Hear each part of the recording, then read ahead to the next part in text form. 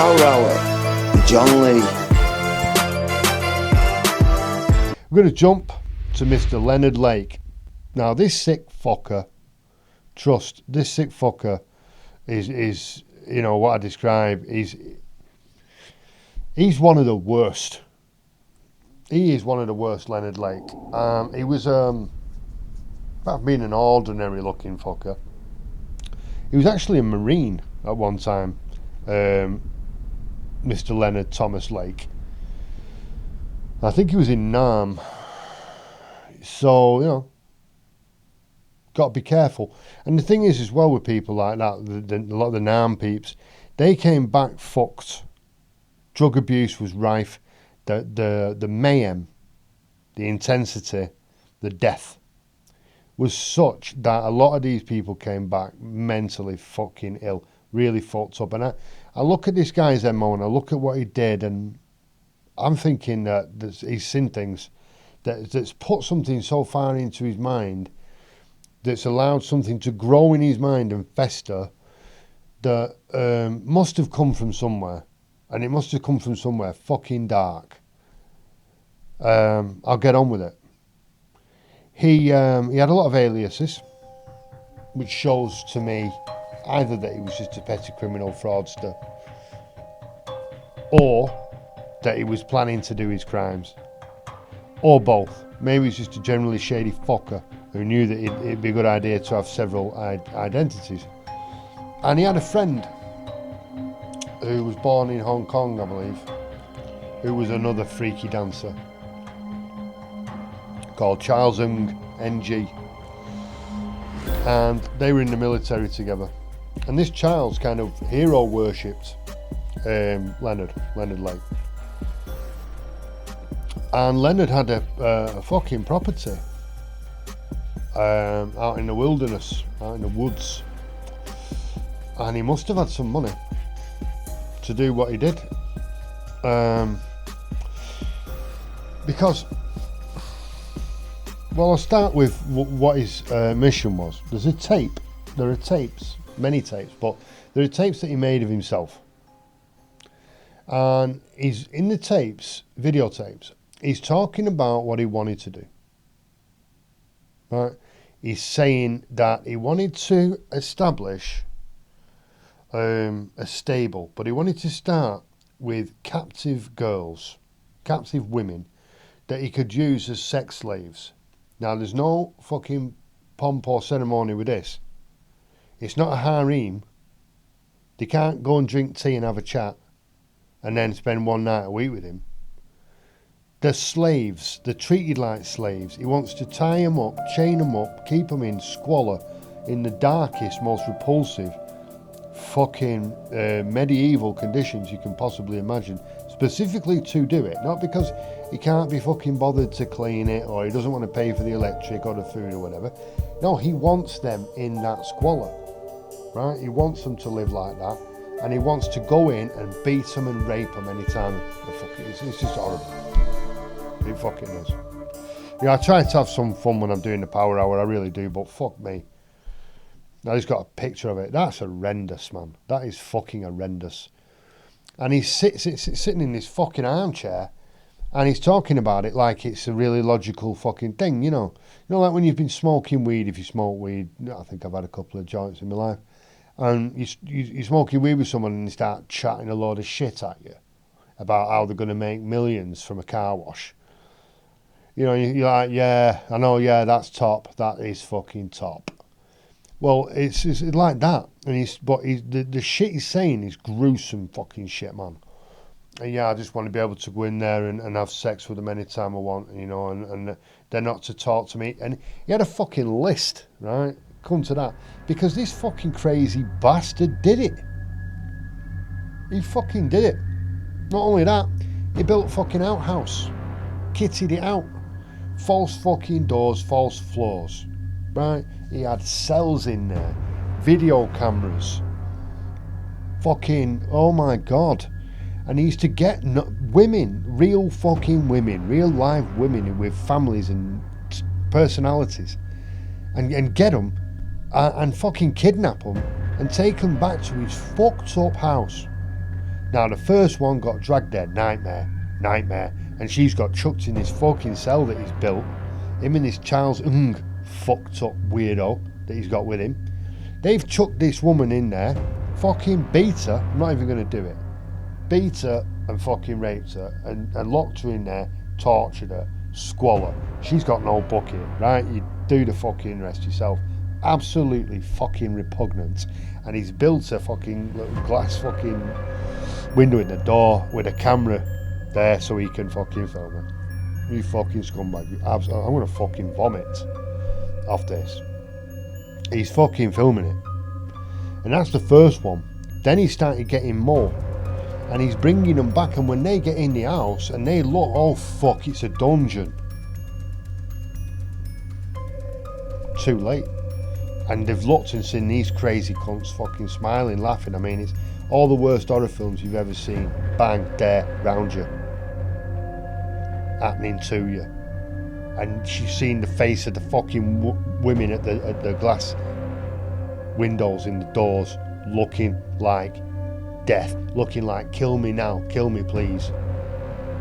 Please kill me. And she knows this is her fate. And she's still wearing the dress and the hair's nice and all that. And she knows that's my future. And it was. And he would beat them and fucking rape them and torture them and all that and film it. And keep video diaries and keep logs. Fucking number 4, raped. Raped by me, raped by Charles. And the fucking house was full of videotapes of this. Fuck me. How only did he kill the fucked up psychopathic twat? Down there in California, you Californian peeps have got some fucking issues with serial killers, you know. 25 victims. They say 11 to 25.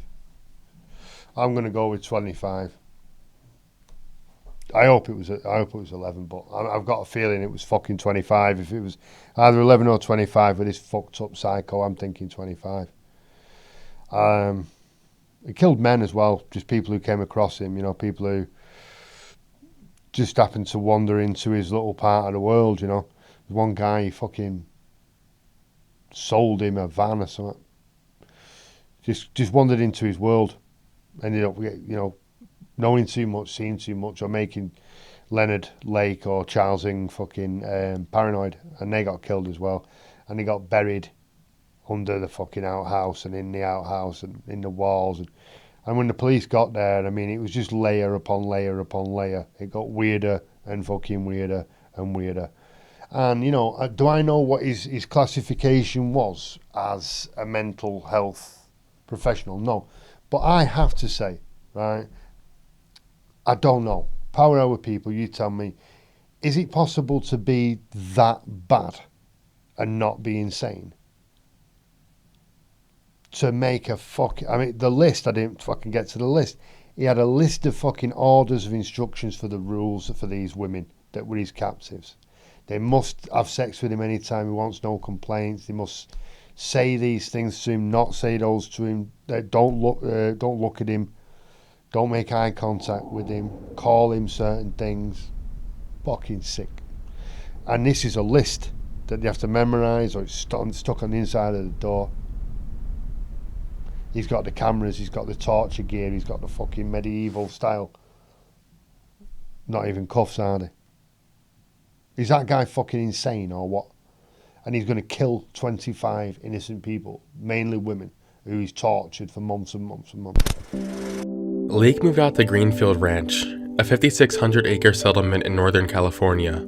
Here, he met the woman who would become his new wife, Claire Lynn Ballas. They seemed to be a much better match than Lake and his ex-wife. She became involved in his fantasies and even appeared in many of his pornographic films. In 1981, Lake made a new addition to his social circle. Through a Wargamer magazine advertisement, Lake met his other half, Charles Ng, another ex-Marine. Together, they would become one of the most sadistic murderous duos in history. In 1984, Lake invited Ng to share a cabin near Wilseyville that he was renting from his wife, Balaz. Lake showed Ng a quote-unquote dungeon that he built next to his cabin. It is speculated that at this time, Lake had already killed multiple people in the dungeon. Claire Lynn Balaz may have been Lake's wife, but Charles Ng was his true soulmate. They armed forces to commit a series of rape, torture, and murder crimes over the next year. As if they weren't already twisted enough, they recorded the gruesome things they did to their victims to immortalize their crimes. You will likely find the following clips very disturbing. If you don't go along with this, we'll probably take you into the bed, tie you down, rape you, shoot you, and bury you. So, my lady, time's up. Make your choice. This is Kathleen Allen, one of Lake and Ng's victims. Her boyfriend was a man named Michael Carroll, who was a cellmate of Ng during one of Ng's previous convictions. On April 12, 1985, Mike went missing, leaving Kathleen worried about his safety. As the days went on, and Kathleen grew more worried, she unexpectedly received an anonymous phone call informing her that Mike had been shot. She immediately rushed to where she was told Mike was shot.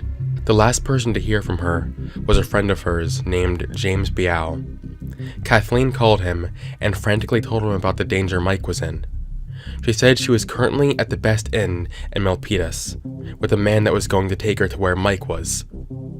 Only a few hours after this phone call, Kathleen found herself in a place where her life would end. That's all we wanted to hear. While you're here, we'll keep you busy. You'll wash for us, you'll clean for us, cook for us, you'll cook for us. That's your choice in a nutshell. It's not much of a choice. I don't know. Is anybody just that fucking bad? Or does evil exist? Is evil a thing? Not just a way of describing really bad. Is evil a formless fucking entity that exists in the world and inhabits people? Or is this guy crazy? I really don't know. But I put him in here because I just can't not have him in. I'm having people who are fucking crazy and kill people. He's in there. Got to be, for me. And we're going to change the tempo one time select with Mr. Colin Ferguson. Right, lesser known, this cat. I'm not going for the big names here today. I'm not rocking big names, no. Keeping it real, keeping it sweet, selecting my own flavour. And Colin Ferguson is an interesting case in point. He's an interesting study for me. He comes from Jamaica, and he's quite well to do actually. His father was an executive. I don't really know about his mother, to be fair. I think she was a housewife, but his father was a well-to-do executive, and he got a decent education. He was described as bright, sporty, played football and rugby, I think. And he grew up like that and did quite well. But he had some traumas along the way growing up, as we do. Ends up moving to America, moving to New York. But he became what I think is referred to as an injustice collector. Being a person who is always on the wrong side of everyone else's behaviour in their own mind. And he couldn't get a decent job despite his intelligence. And I believe he was intelligent.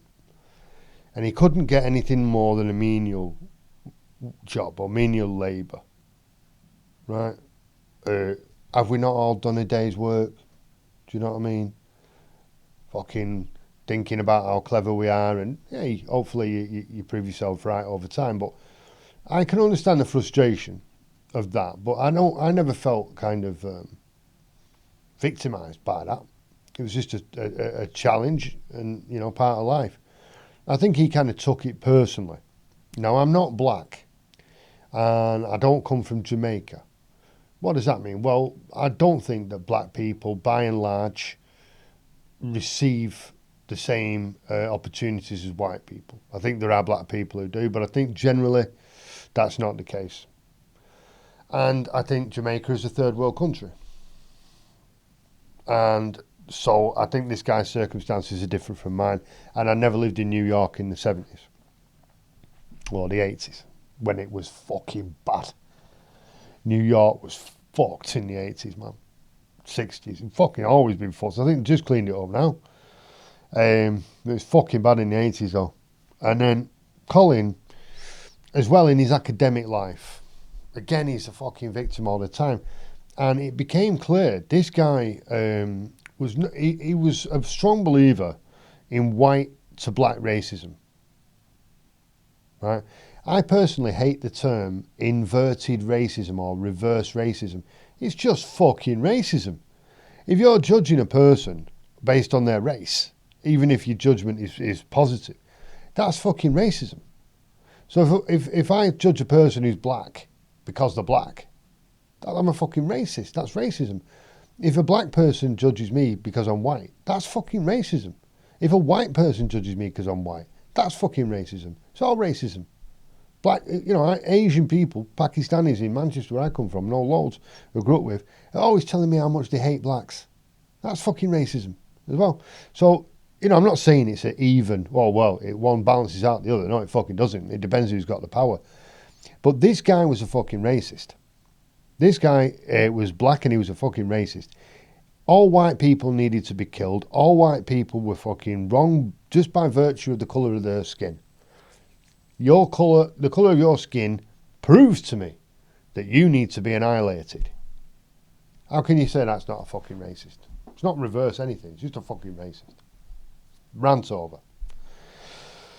He attacks a teacher. And he's shouting, the blacks will kill the whites. And he was reported by his neighbours as doing the same at home. Black people will kill white people. Not very creative, that chant, but that's what he was doing. I think all blacks will kill all whites, some shit like that. And so he was a racist, but I think he was also probably right in a lot of the foundational aspects of his thought process, that he wasn't given a fair shake. It wasn't the same for him as it was for other people. It was harder for him. And I think as that manifested itself and it mixed and it mutated with his mental illnesses, if they were plural, that created a monster. And so what does the monster do?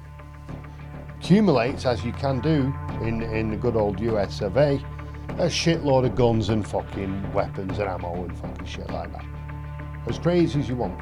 You've done a power hour before on it. Crazy fucking women, man. Loading up on guns in America. Women with fucking guns and severe mental illnesses. Go back and watch that power hour. It rocks. And this guy's a lunatic. And he gets on the train.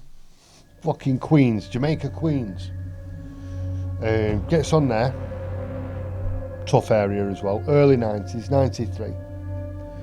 And he's got a bag. Right? And he's fucking loaded. Right? With guns, ammunition. And the train's packed. He knows what he's doing. He's got on there at rush time. Rush hour, whatever the fuck it's called. And he very calmly, by all accounts, reaches into his bag. Pulls out a fucking weapon. I don't know what kind of weapon it was. But it was loaded. Dropped cartridges all over the fucking place. People didn't know what he was doing at first. And then he started just shooting people. Bang, bang, bang, bang. But they say he was very methodical. One witness said that she'd never seen anybody look so fucking serious in all her life. And he was talking to people as he was shooting them. He's moving and they're running, fucking jumping, trying to get away from him. He's moving quite casually through the train. There was an article in the Long Island Times or something like that, saying that he moved around the train like he was collecting tickets. But he wasn't collecting tickets, he was shooting people at point blank range. And he shot with his, it was a Ruger. I don't know how many guns. It was a Ruger. He had a P89 handgun. Ruger, it was. And he had 160 fucking rounds. Fuck me. He injured 19 people. And he killed 6. Fucking hell. So he just gets up with a handgun and 160 rounds and fucking kills 6 people and injures 19. That's what you can do with a handgun. This is on a train. When the fuck are you people going to wake up? One guy with a handgun can just get on a train and kill 6 people and injure another 19. And when I say injures, I don't mean, you know, scratches, bruises, a bit of a cut lip. You're getting fucking shot at close range, mate. You know what I mean? This is fucking nearly... am I dreaming? This is nearly 30 years ago. 1993. Fuck, mate. It's nearly 30 years ago, that. You fucking getting shot up on the trains. Fuck me. So then he has a trial, right? And as I say, he's not stupid. He fires his attorney. This is fucking comical when you see it. He fires his attorney, right? And he watches a shitload of Perry Mason and decides he's a lawyer. Because he can do the lawyer face. Right? So he represents himself. And he's sick though. He does a Ted Bundy, he's quizzing his own victims. But he's talking like a lawyer. You know, but he's not a lawyer. He doesn't know what the fuck he's talking about. He's just doing quite a good impression of a lawyer. Like if you're trying to play the part of a lawyer in like a shit soap opera. That'd be probably quite good. You'd probably get the part doing that. But he's questioning, like he's saying to him. He keeps referring to himself in the third person. Did the accused, did Mr. Ferguson, did you see Mr. Ferguson? It's him. And all the witnesses are looking at him like that, going, yeah, I saw you fucking shoot me in the fucking chest. That's what I saw. And he's going, like, you know, this is awkward kind of face. And at one point he stands up with this revelation of evidence. And he says, there were 93 charges on the indictment. 93 charges because it happened in 1993. Because it matches the year. If this had happened in 1925, there would have been 25 charges. If this had happened in 1968, there would have been 68 charges. But because it happened in 1993, there were 93 charges. And everyone's like, ah, you what, you dick? You know, and he's thinking he's made the best point. And my favourite was when he's got this cop on the stand and he pulls out the ticket, his ticket. Right? Colin Ferguson pulls his own ticket out. And he says, officer, fucking Double Weasel, is this my ticket? Yes, I suppose it is. Standard ticket? Yeah, it is, yeah.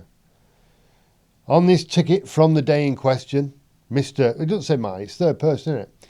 Is this Mr. Ferguson's ticket? Yes, it is. Have you read it? Not in its entirety. Right. Does it say anything on this ticket about murders? And he says, no, I don't think it does. All right then, because it doesn't say murdered a lot of people on your fucking ticket. That means you didn't do it. And, you know, that tickled me, but it's fucking sad. 1993. A gunman opens fire on a Long Island commuter train, killing 6 and wounding 19 others. Tackled by fellow passengers, he is arrested and identified as Colin Ferguson. A Jamaican immigrant frustrated by a lack of professional success, Ferguson is gripped by a powerful delusion that all of society is conspiring against him because he is black. What did you do? Why'd you shoot those people, Colin? And that the government has implanted a computer chip in his brain.